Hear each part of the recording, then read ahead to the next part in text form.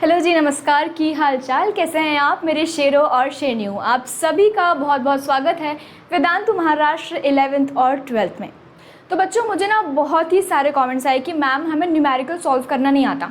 हमें कॉन्सेप्ट पता चल गया है, हमें फॉर्मूला भी पता चल गया, लेकिन जब भी एग्ज़ाम में या फिर जब भी हम न्यूमेरिकल को देखते हैं तो हमारे होश उड़ जाते हैं। मतलब ऐसा होता है कि न्यूमेरिकल तो पढ़ लिया, अब समझ नहीं आ रहा कि इसको सॉल्व कैसे करेंगे। तो मुझे लगता है कि ये प्रॉब्लम ना 70 to 80% बच्चों की है, क्योंकि कुछ बच्चे ठीक है कैसे तैसे करके दिमाग लगा के कुछ ना कुछ करके कर लेते हैं, लेकिन सही अप्रोच ज़रूरी है। कोई भी न्यूमेरिकल करो, देखो चाहे आप केमिस्ट्री में कर रहे हो चाहे आप फिजिक्स में कर रहे हो, क्योंकि दोनों में न्यूमेरिकल्स हैं। बायोलॉजी में न्यूमेरिकल्स नहीं आते, तो केमिस्ट्री में आपको फिजिकल केमिस्ट्री में न्यूमेरिकल्स देखने को मिलेंगे और फिजिक्स में तो आपको देखने को ही मिलते हैं। बहुत बड़ी बड़ी डेरिवेशंस होती हैं, फिर न्यूमेरिकल्स बहुत सारे। तो सही अप्रोच क्या है मैम न्यूमेरिकल को सॉल्व करने के लिए, तो आज की वीडियो उसी पे होने वाली है। वीडियो स्टार्ट करते हैं। मैं हूँ आपकी केमिस्ट्री एजुकेटर वंशिका श्रीवास्तव और फटाफट से सेशन को करेंगे लाइक। करते हैं शुरू आज की वीडियो। तो देखो न्यूमेरिकल को अप्रोच कैसे करना है। सबसे पहले तो आपको ना फॉर्मूला पता होना चाहिए। सबसे पहली चीज़ अगर मैं बात करूँ कि कोई भी न्यूमेरिकल सॉल्व करने से पहले ना आपको क्या पता होना चाहिए, आपको फॉर्मूला पता होना चाहिए। ठीक है, जो भी न्यूमेरिकल है, जिस भी चैप्टर का है, आपको सारे चैप्टर्स के फॉर्मूलेज ना एकदम बाय हार्ट होने चाहिए, मतलब एकदम याद होने चाहिए ऑन टिप्स। कि अगर मैं पूछूं आपसे कि नंबर ऑफ मोल्स का क्या फॉर्मूला है, तो आपको बिल्कुल बाय हार्ट याद होना चाहिए कि ma'am given mass upon molar मास। हम केमिस्ट्री की बात कर रहे हैं, फिजिक्स की बात नहीं कर रहे, क्योंकि फिजिक्स अलग सब्जेक्ट हो जाएगा। मैं स्पेसिफिकली केमिस्ट्री वाले बच्चों के लिए बना रही हूँ कि केमिस्ट्री में हम न्यूमेरिकल को कैसे अप्रोच करेंगे। ठीक है, तो सबसे पहले बात करते हैं फॉर्मूला की, कि हम फॉर्मूला जो है ना वो एकदम यहाँ पे याद होना चाहिए हमें, कि कोई सा भी क्वेश्चन आ जाए इसमें कौन सा फॉर्मूला लगना है। Second is the concept. जैसे कि मोल कॉन्सेप्ट की बात करते हैं, ठीक है, क्योंकि अभी हमने some basic concept of chemistry शुरू किया है, तो उसमें सबसे इंपॉर्टेंट चीज़ पता है क्या है, मोल कॉन्सेप्ट। और ये 12th की केमिस्ट्री के लिए भी इंपॉर्टेंट है, क्योंकि हम वहाँ पे आगे आने वाले चैप्टर्स में भी हम पढ़ेंगे मोलैलिटी, मोल फ्रैक्शन, ये सारी चीज़ें मोल्स पे डिपेंड करती हैं। तो अगर आपको मोल का बेसिक चीज़ नहीं आ रही है तो फिर आप कोई भी न्यूमेरिकल को सॉल्व नहीं कर पाओगे। ठीक है, third the most important thing is clear your basics. अगर आपके बेसिक्स क्लियर नहीं है तो देखो बेटा, न्यूमेरिकल तो आप भूल जाओ। फिर बेसिक्स कैसे मैम, मैंने जैसे मोल की बात करी, ठीक है, हम मोल की बात करते हैं तो मोल क्या होता है, डेफिनेशन नहीं रटना है हमको कि मोल ये इसका ये ऐसा नहीं। मोल एक्चुअली में क्या है हमको ये पता होना चाहिए कि एक्चुअली में क्वेश्चन क्या बोलते हो। क्वेश्चन को समझने से पहले हमें ये समझना होगा, अगर कोई भी क्वेश्चन मोल का आया कि आपको नंबर ऑफ मोल्स निकालने हैं, तो आपको ना इमेजिन करना आना चाहिए कि आप एक्चुअली में क्या निकाल रहे हो। जैसे बचपन में क्या होता था, हम जब मैथ्स के न्यूमेरिकल सॉल्व करते थे तो बोलते थे ना कि अगर, देखो जस्ट एक एग्जांपल दे रही हूँ मैं आपको ताकि एक आइडिया लग जाए कि एग्जैक्टली न्यूमेरिकल्स को सॉल्व कैसे करना है। अगर आप मैथ्स में न्यूमेरिकल सॉल्व कर सकते थे आराम से, तो आप केमिस्ट्री में भी बहुत ईजिली कर सकते हो। ठीक है, तो बचपन में क्या होता था कि जब हम लोग मैथ्स के प्रॉब्लम सॉल्व करते थे, बहुत ईजी वाला लेती हूँ कि अगर मैम 10 रुपये की जो 10 पेंसिल्स हैं, ठीक है 10 पेंसिल्स हैं, वो कितने की आ रही हैं, वो आ रही है 50 रुपये की। अगर 10 पेंसिल 50 रुपये की आ रही है तो एक पेंसिल कितने की आएगी। ठीक है, ऐसा क्वेश्चन पूछते थे, ऐसा क्वेश्चन मैथ्स में पूछते थे जनरली, बहुत सारे क्वेश्चन ऐसे होते थे। तो हम इमेजिन कर सकते हैं ना ये कि हमारे सामने 10 पेंसिल्स हैं, अब वो 10 पेंसिल्स 50 रुपये की आ रही हैं, तो एक पेंसिल का प्राइस कितना होगा। ये बहुत ईजी वाला न्यूमेरिकल हो गया जो हम मैथ्स के टर्म्स में बात करते हैं। वहीं अगर हम केमिस्ट्री के टर्म्स में बात करें तो मोल ले लो। एक मोल क्या होता है, एक मोल का मतलब होता है 6.022 इंटू 10 की पावर 23 पार्टिकल्स। समझे, यानी कि अगर मैं बोल रही हूँ कि एक डजन में, मैंने बोला बेटा कि एक डजन में होते हैं 12 बनानाज। अगर मैंने बोला कि एक डजन में होते हैं 12 बनानाज, तो एक मोल में क्या होता है 6.022 इंटू 10 की पावर 23 पार्टिकल्स होते हैं। तो ये आपको इमेजिन करना आना चाहिए। अब आप उसकी कैसी भी पिक्चर बना सकते हो। देखो, एक इमेजिनेशन जो चीज़ होती है ना, वो सबके लिए अलग अलग होती है। अगर मैं आपको बोलूँ बेटा कि एप्पल इमेजिन करो, तो कुछ लोग जो मार्केट में बिकता है एप्पल वो इमेजिन कर लेंगे, कुछ लोग जिन्होंने सुबह एक एप्पल खाया होगा वो इमेजिन कर लेंगे, कुछ लोग ने जिन्होंने स्लाइस वाला एप्पल मतलब काट के खाया होगा वो इमेजिन कर लेंगे, कुछ लोग पेड़ पे लटका हुआ एप्पल इमेजिन करेंगे। तो सभी के लिए हम लोग का दिमाग सबका अलग अलग है, अलग अलग तरीके से काम करता है, तो इमेजिनेशन भी अलग अलग होनी चाहिए और होती ही है। इसलिए आप अपना तरीका बनाइए कि आप एक मोल को कैसे इमेजिन करेंगे। जैसे कि मैंने बोला कि होता क्या है एग्जैक्टली एक मोल, कि एक कटोरी ली, मैं तो आपको ऐसे समझाती हूँ कि एक कटोरी में बेटा अपन ने क्या लिया है 12 ग्राम, ये 12 ग्राम है, ठीक है, ये क्या है 12 ग्राम कार्बन है। हमने एक कटोरी में क्या लिया है 12 ग्राम कार्बन लिया है, और इस 12 ग्राम कार्बन में जितने भी पार्टिकल्स हैं बेटा, इस 12 ग्राम कार्बन में जितने भी पार्टिकल्स हैं दैट इज़ 1 मोल। ईजी है कि नहीं, ईजी है कि नहीं। तो आप जब भी एक मोल की बात हो रही है, ये कटोरी इमेजिन कर लो जिसमें 12 ग्राम कार्बन है। आपको तो ये इमेजिन करने की जरूरत भी नहीं कि 12 ग्राम कार्बन है, आप बस कटोरी में कुछ जो भी पार्टिकल्स है वो इमेजिन कर लो। तो अपने अपने तरीके से इमेजिनेशन होती है, उसको अपना एक तरीका बनाओ, उसका एक अपना एक लेवल बनाओ कि हाँ अगर ये हमें क्वेश्चन में बोला है तो हम इस तरीके से उसको इमेजिन करके देख सकते हैं। ठीक, तो देखो जब मैथ्स में हम ऐसी वाली प्रॉब्लम सॉल्व करते थे और अब केमिस्ट्री की बारी आई, तो केमिस्ट्री में भी हमें ऐसे ही इमेजिन करना है कि अगर हमें क्वेश्चन में पूछा है कि नंबर ऑफ मोल्स बता दो, नंबर ऑफ मोल्स निकालना है, तो मैं कैसे इमेजिन करूँगी मास कितना है, मोल्स कितने हैं। तो सबसे पहली चीज़ आती है इमेजिनेशन। ठीक है, आपको चीज़ें इमेजिन करनी पड़ेंगी तभी आप जाके न्यूमेरिकल को सॉल्व कर पाओगे। क्योंकि मैथ्स में तो हम वही करते थे ना, मैथ्स में क्या करते थे हम इमेजिन करते थे अगर इसकी हाइट इतनी है तो इसका एंगल कितना बनेगा, तभी बेटा कोई भी न्यूमेरिकल आप सही सॉल्व कर पाओगे।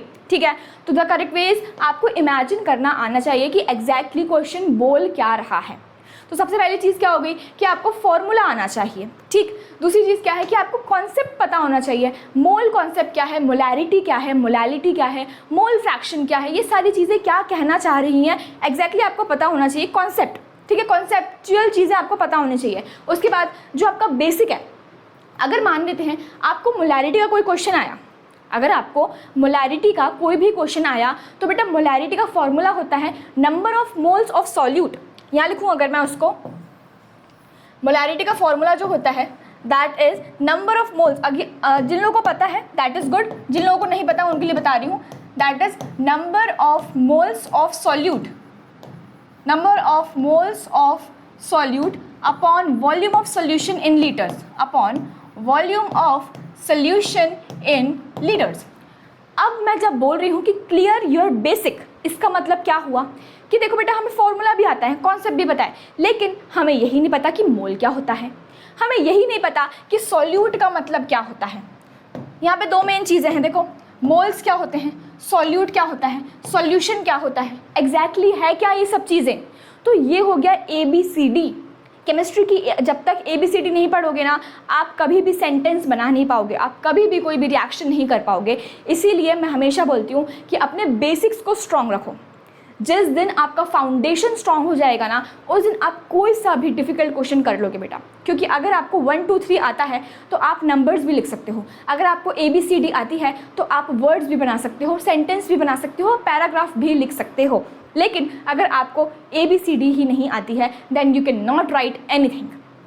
करेक्ट है कि नहीं? ठीक है, तो इसीलिए आपको हमेशा अपने बेसिक्स क्लियर रखने हैं and the last thing is आपको इमेजिन करना है। ठीक है, जब तक आप न्यूमेरिकल को इमेजिन नहीं कर सकते, नहीं कर पाओगे, तब तक कोई सा भी न्यूमेरिकल नहीं बनेगा। क्लियर है? यहाँ पे ना मैंने 2-3 एग्जाम्पल्स लिए हैं, तो देखते हैं, चलो 2-3 एग्जाम्पल्स देखते हैं। सबसे पहला ये देखो, calculate the mass of 2 moles of oxygen gas. इससे पहले अपन ये वाला न्यूमेरिकल लेते हैं। ठीक है, find the number of moles in 18 grams of water. ये वाला न्यूमेरिकल लिया है। अब देखो क्वेश्चन को अप्रोच कैसे करना है। सबसे पहली चीज, क्वेश्चन पढ़ो क्या बोल रहा है, find the number of moles. क्या फाइंड करना है बताओ, इसमें क्या फाइंड करना है, क्या पता चल रहा है आपको? Ma'am number of moles find करना है। ठीक है, सबसे पहले मैंने आपको इसके पहले भी जो वीडियो बनाई थी उसमें बोला था कि बेटा गिवन लिखना है अपन को, जो भी आपका गिवन है ना वो आपको यहाँ पे लिख लेना है, ताकि आपकी दिमाग में एकदम क्लैरिटी आ जाए कि एग्जैक्टली क्या निकालना है। तो हमें नंबर ऑफ मोल्स निकालना है, फाइंड लिखा है ना, find the number of moles, तो ये निकालना है आपको। ठीक है, इन 18 ग्राम्स ऑफ वाटर। अब क्या तुम 18 ग्राम्स ऑफ वाटर इमेजिन कर सकते हो? अगर एग्जैक्टली 18 ग्राम्स भी नहीं कर सकते तो क्या तुम एकदम 18 ग्राम्स, तुम ऐसे इमेजिन करो एक ग्लास है बेटा, उसमें थोड़ा सा पानी है, उसमें थोड़ा सा पानी, that is 18 grams of water. एक ग्लास है, ठीक है, ये मैंने ग्लास बनाया है एक। अब इसमें क्या है, इसमें ना 18 ग्राम्स ऑफ, ये तो हाफ हो गया। अगर मान लेते हैं ये 100 है, ये 100 है, तो क्या होगा, ये हो गया 50, ठीक है, इसका ये हो गया 25 और ये एक समथिंग ये ऐसा, ये इतना हो गया बेटा 18 ग्राम्स। कह सकते हैं ना इतना क्या हो गया, ये इतना, ये क्या हो गया 18 ग्राम्स। समझे कैसे इमेजिन करना है। तो एक ग्लास में 18 ग्राम्स वाटर है। अब आप बोलोगे मैम ग्राम्स में कैसे इमेजिन करेंगे। अरे बेटा ग्राम्स सिर्फ मास दिया हुआ है, ठीक है, सिर्फ मास दिया हुआ है, ऐसे नहीं है कि वाटर मास में बदल गया, ऐसा कुछ भी नहीं है, उसकी यूनिट अलग दी हुई है बस। ml क्या होता है, ml ग्राम्स ये सब क्या है, यूनिट्स हैं, तो यहाँ पे ग्राम्स में दे दिया तो कोई फ़र्क नहीं आया है उसमें, ठीक। तो हमने इमेजिन कर लिया मैम 18 ग्राम्स ऑफ वाटर कर लिया।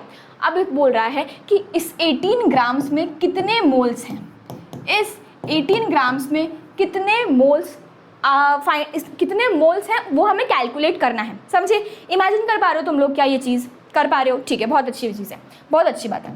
तो यहाँ पे गिवन क्या क्या था अपन को, हमको नंबर ऑफ मोल्स निकालने थे। इसके बाद देखो आपको मास दिया हुआ है, ये क्या दिया हुआ है मैम, मास ऑफ वाटर, हमको दिया हुआ है मास ऑफ वाटर, करेक्ट है, मास ऑफ वाटर कितना दिया है आपको मैम 18 ग्राम्स दिया हुआ है, बहुत बढ़िया। और वाटर का फॉर्मूला दिया हुआ है वो तो आपको भी पता है, दैट इज H2O, करेक्ट। अब सेकंड चीज़ आती है, हमने सब चीज़ें गिवन लिख ली, सेकंड चीज़ आती है हमने कॉन्सेप्ट भी देख लिया कि हमको मोल्स निकालने हैं, हमने इमेजिन भी कर लिया और हमने यहाँ पे गिवन भी लिख लिया, बस सब कुछ हो गया है। अब फाइनल स्टेप है फॉर्मूला लिखना। नंबर ऑफ मोल्स का फॉर्मूला क्या होता है वो आपको याद होना चाहिए, ठीक है। मैंने एक फॉर्मूला शीट बनाई थी, जो पुरानी वाली वीडियो है, मतलब जो अभी इसके पहले जो वीडियो देखी होगी आपने, some basic concept of chemistry, उसमें फॉर्मूला शीट दी हुई है, तो वहाँ जाके PDF है, उस वीडियो पे जाना, उसकी डिस्क्रिप्शन में एक लिंक दी होगी लेक्चर नोट्स, वहाँ पे उसको खोलना PDF को, वहाँ पे जो फर्स्ट जो आपको पेज दिया रहेगा उसमें फॉर्मूला शीट लिखी हुई, मतलब पूरे सारे फॉर्मूलाज लिखे हुए हैं, मोल्स कैसे निकालते हैं, पार्टिकल्स कैसे निकालते हैं और कुछ कुछ बेसिक चीज़ें, ठीक, तो वो आप देख सकते हो। तो नंबर ऑफ मोल्स क्या होता है बेटा, given mass upon molar mass, correct है, given mass upon molar mass, यही होता है नंबर ऑफ मोल्स। तो हमको निकालना क्या है, यही निकालना है, ठीक है, ये तो हमको निकालना है। क्या हमें गिवन मास दिया है, बिल्कुल मैम 18 ग्राम्स दिया हुआ है, ठीक है। अब मोलर मास, देखो मोलर मास होता क्या है वो पता होना चाहिए, क्योंकि न्यूमेरिकल मैंने क्या बोला कि अपने बेसिक्स क्लियर रखना कि मोलर मास एक्चुअली में क्या होता है, हम निकाल क्या रहे हैं। तो मोलर मास कैसे निकालते हैं, मोलर मास ऑफ वाटर कैसे निकालते हैं, मोलर मास ऑफ वाटर कैसे निकालते हैं, H2O है ना, बस सारे एटॉमिक मास, सारे एलिमेंट्स के जो मास है उसको सम कर देना है। कैसे, हाइड्रोजन का क्या है 1, 2 क्यों लिखा है मैम आपने यहाँ पे, क्योंकि 2 हाइड्रोजन दिए हुए हैं बेटा यहाँ पे, प्लस 16 किसका है, ऑक्सीजन का, कितना आ गया 18, तो मैंने निकाला मोलर मास। तो आपको ये पता होना चाहिए कि मोलर मास होता कैसे क्या है और उसको निकालते कैसे हैं, ठीक है, कैलकुलेट कैसे करते हैं। तो कितना आ गया 18 आ गया, मैंने यहाँ पे लिख दिया 18, ये आ गया 1, तो नंबर ऑफ मोल्स कितने आ गए, नंबर ऑफ मोल्स आ गए मैम 1। समझ में आया कैसे कैलकुलेट करना है। कैलकुलेशन तो ठीक है, कैलकुलेट आप कर लोगे, लेकिन अप्रोच कैसे करना है क्वेश्चन को, पॉइंट टू पॉइंट लिखना है पहले तो, सबसे पहली चीज़ कि आप एक एक पॉइंट को लिख रहे हो, क्वेश्चन को डिकोड करना है आपको, ठीक है, क्वेश्चन को पहले आपको डिकोड करना है कि यार क्वेश्चन में एक्चुअली में पूछा क्या है, दिया क्या है और ओवरऑल फॉर्मूला क्या है, उसका कॉन्सेप्ट क्या है। इमेजिनेशन करनी है कि यार इतने 18 ग्राम्स में, मतलब इतने ग्राम में कितना, 1 मोल है बेटा, 1 मोल है। 1 मोल का मतलब क्या हुआ मैम, इसमें है 6.022 इंटू 10 की पावर 23 पार्टिकल्स। समझे कितने पार्टिकल्स हैं इसमें, मतलब 18 ग्राम पानी में, 18 ग्राम पानी में 6.022 इंटू 10 की पावर 23 पार्टिकल्स हैं। समझे क्या, इमेजिन कर पा रहे हो तुम लोग ये चीज़ की नहीं इमेजिन कर पा रहे हो, क्लियर हो रहा है थोड़ा थोड़ा मैम, समझ में आ रहा है, मुझे कमेंट्स करके ज़रूर बताना कि मैम हमारे कॉन्सेप्ट एकदम क्रिस्टल क्लियर हो गए। ये वीडियो देखने के बाद हमें न्यूमेरिकल्स को अप्रोच कैसे करना है वो समझ में आ गया है, तो मुझे कमेंट डाउन करके ज़रूर बताना, ठीक है। चलिए नेक्स्ट देखो, एक और एग्जांपल लेते हैं। यहाँ लिखा है find the number of molecules in 1 mole of methane. चलो सबसे पहले क्या करना है, सबसे पहले क्या करना है बेटा, गिवन लिखना है मैम हमको। सबसे पहले क्या करना है, गिवन लिखना है। तो क्या है, आपको क्या क्या निकालना है मैम, नंबर ऑफ मॉलिक्यूल्स निकालने हैं इस बार, मोल्स नहीं निकालने, ठीक है, मॉलिक्यूल्स, मॉलिक्यूल्स निकालने हैं किसमें, इन 1 मोल। तो आपको मोल दिया हुआ है क्या, आपको नंबर ऑफ मोल दिया हुआ है क्या, कितना है मैम 1 है, ठीक है बिल्कुल सही है। और मीथेन दे दिया, उसका फॉर्मूला भी दे दिया। चलो तो बहुत बढ़िया कर दिया इन लोगों ने कि फॉर्मूला भी दिया हुआ है CH4। अब सबसे पहली चीज़ क्या, सबसे पहली चीज़ क्या, इमेजिन करना है कि नंबर ऑफ मॉलिक्यूल्स फाइंड करने हैं इन 1 मोल ऑफ मीथेन। आप 1 मोल कैसे इमेजिन करते हो, मैं तो ऐसे इमेजिन करती हूँ कि यार एक कटोरी है उसमें 1 मोल है, एक कटोरी में जो मैंने ये लिया हुआ है that is 1 mole, that is 1 मोल, समझे समझे। तो मैं ये बोल रही हूँ बेटा कि ये इस कटोरी में क्या डाला है मैंने, ये क्या है मैम CH4 है। कितना है बेटा ये मैम 1 मोल है, 1 मोल है। तो यार 1 मोल CH4 में कितने पार्टिकल्स हैं, कितने मॉलिक्यूल्स हैं, समझ गए क्वेश्चन क्या बोल रहा है कि 1 मोल CH4 में कितने मॉलिक्यूल्स प्रेजेंट है, ये पूछा है आपसे, ये पूछा है, ठीक है। तो अब देखो लास्ट थिंग इज आपको नंबर ऑफ मॉलिक्यूल्स का फॉर्मूला पता होना चाहिए कि निकालते कैसे हैं। तो नंबर ऑफ मॉलिक्यूल्स या एटम्स ले लो या पार्टिकल्स ले लो, ठीक है, ये सब कैसे निकालते हैं बेटा, ये सब कैसे निकालते हो आप, small n that is number of moles into Avogadro's number, that is, बताओ एवोगैड्रोस नंबर क्या होता है, क्या होता है 6.022 इंटू 10 की पावर 23। करेक्ट है, बिल्कुल करेक्ट है मैम।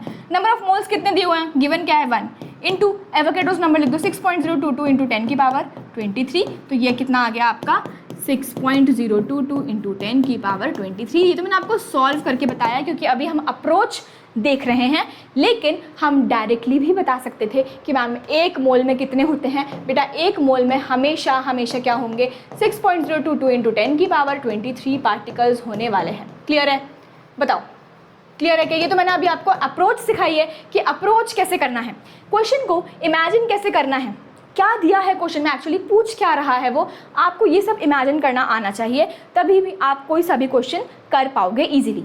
समझ गए क्या, क्लियर है क्या, बताइए जल्दी से। एक और क्वेश्चन देखते हैं अपन, calculate the mass of 2 moles of oxygen gas. चलिए देखते हैं।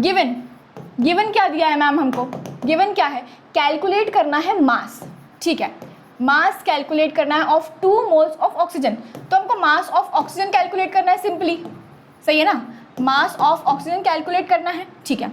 नंबर ऑफ मोल्स दिए हुए हैं तुमको, कितने दिए हैं नंबर ऑफ मोल्स मैम 2 मोल दिए हुए हैं, देखो 2 मोल दिए हुए हैं, ठीक है, और O2 दिया है।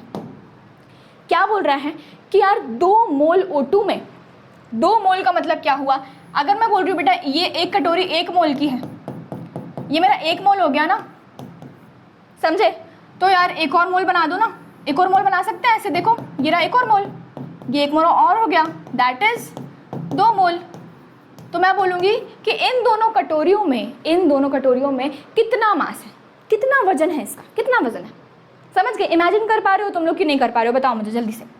तो बेटा अब फॉर्मूला लिखते हैं मास निकालने के लिए। हमको नंबर ऑफ मोल्स का फॉर्मूला पता है, हमको मास का कोई डायरेक्ट फॉर्मूला पता ही नहीं है, नहीं पता मैम, तो हम नंबर ऑफ मोल्स का फॉर्मूला लिखेंगे। क्या होता है गिवन मास अपॉन मोलर मास। तो उसमें मास आ रहा है ना, बिल्कुल आ रहा है। मोल्स दिए हैं मैम 2 मोल्स दिए हुए हैं। गिवन मास कितना दिया है आपको, गिवन मास तो मैम हमको निकालना है, क्या आपको मोलर मास दिया है, नहीं, लेकिन हम मोलर मास निकाल सकते हैं। यहाँ पे ऑक्सीजन के कितने एटम्स दिए हैं, 2, देखो 2 दिए हैं ना, 2 इंटू कितना होता है एटॉमिक मास ऑक्सीजन का मैम 16 होता है, दैट कम्स टू 32। तो यहाँ हो जाएगा 32, करेक्ट है। तो this is your given mass तो आपको निकालना ही था ना, ये इधर मैं ले जाऊंगी, कितना हो जाएगा 2 into 32, that will be 64 grams. तो मतलब कि ये दोनों कटोरियों का वजन कितना हो गया, 64 ग्राम्स हो गया, 64 ग्राम्स हो गया। समझ गए क्या कि एक्चुअली में क्वेश्चन को करना कैसे है। हम कैलकुलेट कर सकते हैं, हमें फॉर्मूला भी याद हो सकता है, लेकिन हमको इमेजिन कैसे करना है, हम उस क्वेश्चन को अप्रोच कैसे करेंगे, हम उस क्वेश्चन को लिखेंगे कैसे, मैंने आपको वो चीज़ सिखाई है यहाँ पे। समझ गए। फॉर्मूला शीट आपको मिल जाएगी इस ये वाला जो वीडियो है इसमें तो नहीं, लेकिन जो पुराना वाला वीडियो था जो some basic concept of chemistry के न्यूमेरिकल्स मैंने करवाए थे आपको, उसमें आपको फॉर्मूला शीट मिल जाएगी। और लाइव क्लासेस में भी हमने वाली फॉर्मूला शीट को मैंने क्लास में समझाया था आपको कि क्या क्या है इसमें एक्चुअली में, ठीक है। तो वहाँ से आपको नंबर ऑफ मोल्स मतलब मोल कॉन्सेप्ट के सारे बेसिक फार्मूलाज मिल जाएंगे, जिससे आप बहुत सारे क्वेश्चन सॉल्व कर सकते हो। बट ये वीडियो बनाने का मेन मोटिव यही था क्योंकि मुझे इतने सारे बच्चों की रिक्वेस्ट आई थी, इतने सारे बच्चों का मैंने जब भी डेटा एनालिसिस किया तो बच्चों को यही प्रॉब्लम था कि मैम न्यूमेरिकल कैसे करते हैं, हमें नहीं समझ में आ रहा। तो अब मैं आपसे ये बोलती हूँ कि अगर आपको ये बेसिक चीज़ समझ में आ गई है तो खुद से एक क्वेश्चन उठाना, कोई सा भी रैंडम क्वेश्चन उठाना अपनी जो आपकी टेक्स्ट बुक है उसमें से, और वहाँ से एक क्वेश्चन करने का ट्राई करना, एटलीस्ट अप्रोच करने का ट्राई करना। देखो, ट्राई करना इज़ द मेन थिंग। अगर आप ट्राई ही नहीं करोगे तो आपको कभी नहीं बनेगा बेटा। और अगर आपको लग रहा है कि सिर्फ ये वीडियो देखने से आपको न्यूमेरिकल्स आ जाएंगे तो आप 100% गलत हैं, क्योंकि ऐसा कभी नहीं हो पाएगा जब तक आप पेन और कॉपी नहीं उठाएंगे, टेक्स्ट बुक नहीं उठाएंगे और खुद से क्वेश्चन को पढ़ के सॉल्व करके इमेजिन करके नहीं देखेंगे। क्योंकि मैंने क्या बोला है कि हर एक बच्चे का दिमाग अलग है, वो किस तरीके से चीज़ों को सोच रहा है, वो किस तरीके से चीज़ों को लेता है। सब लोग अलग अलग इमेजिन करते हैं, अलग अलग माइंडसेट रहता है, अलग अलग तरीके से सोचते हैं, समझ रहे हो। तो हो सकता है कि आपका अप्रोच मुझसे भी ज़्यादा अच्छा हो, आप अलग वे में उस तरीके से उसको कर पा रहे हो। लेकिन मैंने ये 90 से 95% बच्चों के लिए बनाया है कि यार अगर आपको नहीं आता तो आप इमेजिन करो, फॉर्मूला याद करो और कॉन्सेप्ट पकड़ के कैलकुलेशन करो। ऐसे करते हैं अपन न्यूमेरिकल्स, ठीक है, समझ गए कि नहीं। ऐसे ही अपन बोर्ड्स के भी क्वेश्चन सॉल्व कर लेंगे और सारे के सारे CET के क्वेश्चंस भी सॉल्व कर लेंगे। क्योंकि देखो CET में क्या होता है, एडवांस लेवल के क्वेश्चंस तो आते ही हैं, बेसिक भी आ जाते हैं कभी कभी, लेकिन उस लेवल तक पहुंचने के लिए आपको अप्रोच सीखनी पड़ेगी, आपको फॉर्मूलाज याद करने पड़ेंगे, आपको कॉन्सेप्ट याद करने पड़ेंगे। और ये सारी चीज़ें आपको कहाँ मिल रही है मैम? ये सारी चीज़ें आपको मिल रही हैं मौर्या बैच में, जो कि स्पेसिफिकली डेडिकेटेड है MHT CET 2027 के लिए, जहाँ पे हम CET के बच्चों को एकदम फुल अटेंशन के साथ तैयारी करवा रहे हैं ताकि उनका CET एकदम ही निकल जाए, ठीक है। तो सारे के सारे एक्सपीरियंस टीचर्स पढ़ा रहे हैं वहाँ पे, आपको बहुत ही कम प्राइस में ये बैच मिल रहा है। तो अगर आपने एनरोल नहीं किया है तो जल्दी से जाओ और एनरोल कर लो, ठीक है। और देखो, ये है MHT CET के लास्ट ईयर के रिजल्ट्स जो कि इतने शानदार हैं। 8 स्टूडेंट्स स्कोर्ड अबव 99.99 परसेंटाइल। और इसी के साथ अगर मैं आपको JEE के रिज़ल्ट दिखाऊं, ये है JEE 2026 का रिज़ल्ट, ये है 2025 का रिज़ल्ट JEE एडवांस, और साथ ही JEE के साथ नीट के रिजल्ट्स भी आप देख सकते हैं जो कि बहुत ही शानदार है। सिर्फ और सिर्फ वेदांतु प्रोड्यूस कर रहा है डॉक्टर्स भी और इंजीनियर्स भी। साथ ही साथ आप ऑफलाइन सेंटर्स भी विजिट कर सकते हैं जो कि आपको पूरे महाराष्ट्र और पुणे में मिल जाएंगे, जहां पे जाके आप 90% तक की स्कॉलरशिप को अवेल कर सकते हैं। तो है ना ये मज़ेदार कि नहीं? मुझे फटाफट से कमेंट करके बताएंगे कि मैम अब हमको न्यूमेरिकल बन रहा है, हमारे सारे कॉन्सेप्ट्स हो गए हैं एकदम अच्छे से क्रिस्टल क्लियर, ठीक है। तो मिलेंगे हम नेक्स्ट वीडियो में। Till then thank you so much for watching.